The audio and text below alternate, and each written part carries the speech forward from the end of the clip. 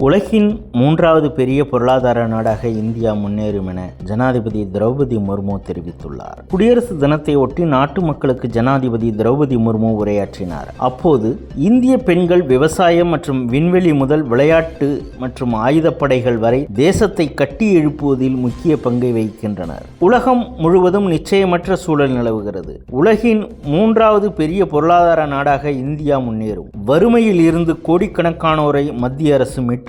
நாட்டின் பொருளாதார வளர்ச்சி சிறப்பாக உள்ளது. உலகின் மிகப்பெரிய குடியரசின் அடிப்படை ஆவணம் இந்திய அரசியலமைப்பு. இவற்றில் நீதி, சுதந்திரம், சமத்துவம் மற்றும் சகோதரத்துவம் ஆகிய கருத்துகள் இடம்பெற்றுள்ளன. இந்தியாவில் ஜனநாயகத்தை வலுப்படுத்த பெண்களுக்கு அதிகாரம் அளிக்க வேண்டும். கடந்த காலம், நிகழ்காலம் மற்றும் எதிர்காலத்தில் நாட்டின் நிலை பற்றி சிந்திக்க குடியரசு தினம் ஒரு வாய்ப்பை வழங்குகிறது. அரசியலமைப்பை உருவாக்கியவர்கள் அரசியலமைப்பு விதிகள் மூலம் தேசியவாத உணர்வுக்கும் நாட்டின் ஒற்றுமைக்கும் வலுவான அடித்தளத்தை வழங்கினர். கடந்த ஆண்டு நவம்பரில் ICC மகளிர் கிரிக்கெட் உலகக் கோப்பையையும் அதைத் தொடர்ந்து பார்வையற்றோர் பெண்கள் T20 உலகக் கோப்பையையும் பெண்கள் அணி வென்றதன் மூலம் விளையாட்டு வரலாற்றில் ஒரு பொன் அத்தியாயத்தை உருவாக்கினார்கள். பாகிஸ்தானில் உள்ள பயங்கரவாத முகாம்களை பாதுகாப்பு படையினர் அழித்தனர். ஆபரேஷன் சிந்தூர் நடவடிக்கையின் போது பாதுகாப்பு துறையில் தன்னம்பிக்கை தெளிவாக தெரிந்தது என திரௌபதி முர்மு தனது குடியரசு தின உரையில் நாட்டு மக்களோடு கருத்துக்களை பகிர்ந்து கொண்டார்.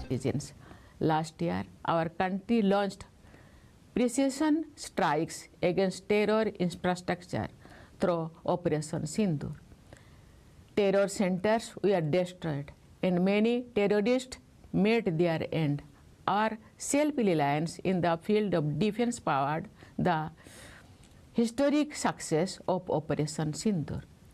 At the Siachen base camp, I saw our brave soldiers fully prepared and motivated to defend the country even amidst extremely challenging conditions.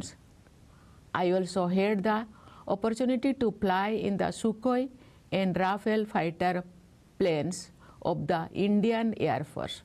I saw the combat readiness of the Air Force. I witnessed the extraordinary capabilities of the Indian Navy's indigenously built aircraft carrier INS Vikrant.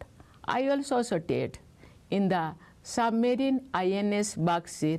Based on the strength of the Army, Air Force and Navy, people have complete trust in our defense preparedness.